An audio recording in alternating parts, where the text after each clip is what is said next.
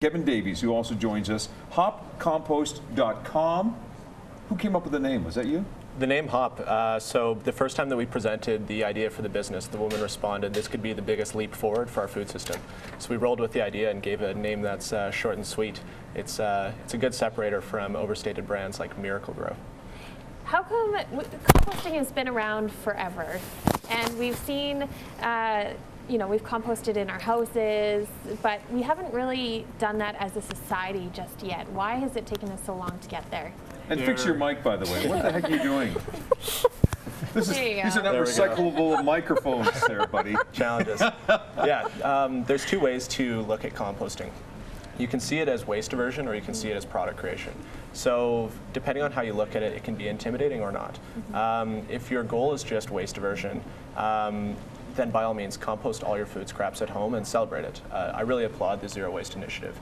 But at the end of your waste diversion cycle, recognize that composting creates a finished product, and you're going to have to decide what to do with it. So for the second group who focus on the product creation behind composting, this is where things can become challenging. The issue with composting at home or as a non-expert is that your compost pile can suffer from what are called edge effects, which is where areas of the compost cool and the food isn't broken down evenly.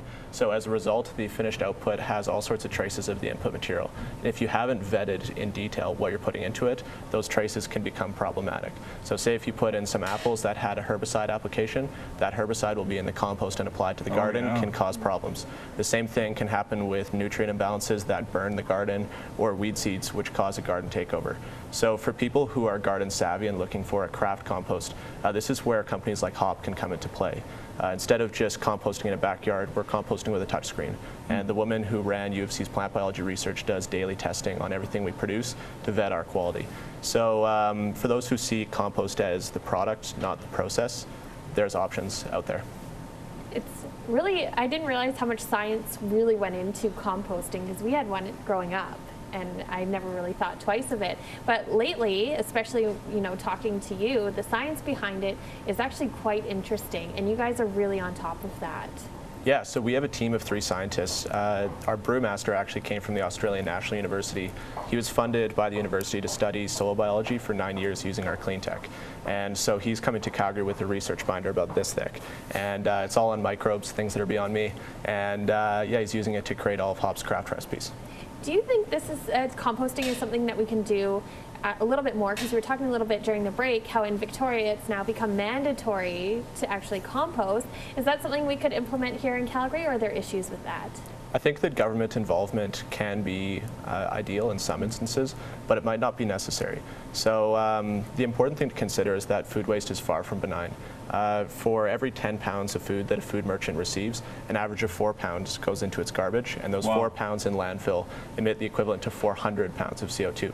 So it's far from a benign source of waste, and in Calgary we're projected to run out of landfill space in 20 to 30 years. So the issue needs to be dealt with, but for the time being the city's leaving it to private parties like Hop, and I think it's doing so with good intentions. With Hop, we've partnered with the city's top 40 restaurants, cafes, and grocers, and we're bringing them all to zero waste within our first year. So local favorites like Fiasco Gelato, Village Ice Cream, Community Natural Foods, they're all going to be a part of a closed loop cycle that regenerates our food supply without any waste.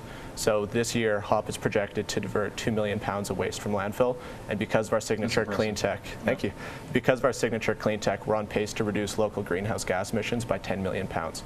Now, all this was accomplished without any government incentive, so it might not be necessary for the leaders of the food industry. We'll see who follows.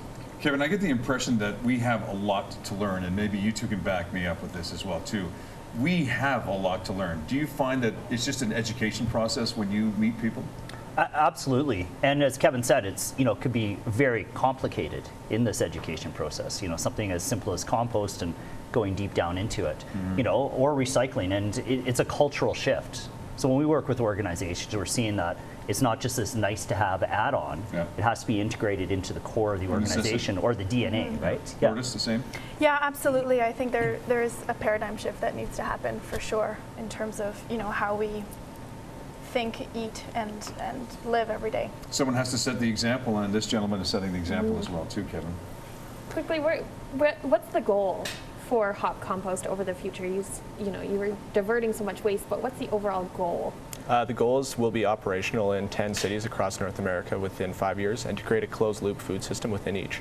So the issue with our food system is that right now it's just a pit of waste. There's a lot of food that's grown. A pit of waste. Indeed, yeah. Is that an avocado pit? That's nice. Yeah. So there's a lot of food that's grown, but with it all, going to the garbage, the system doesn't actually regenerate itself. So in creating a closed loop, every generation of food that is wasted goes on to support the growth of the next generation of food. And so it's a cycle that regenerates itself. It's a process that kind of mimics rainwater instead of just garbage. And setting a great example for our city, Kevin Davies with hopcompost.com. Again, look at this site, find out more about it. It is a step in the right direction. A lot of people are saying that here in our city. So take a look at it again. Kevin, great to have you on set as well. Thank you. It's my pleasure.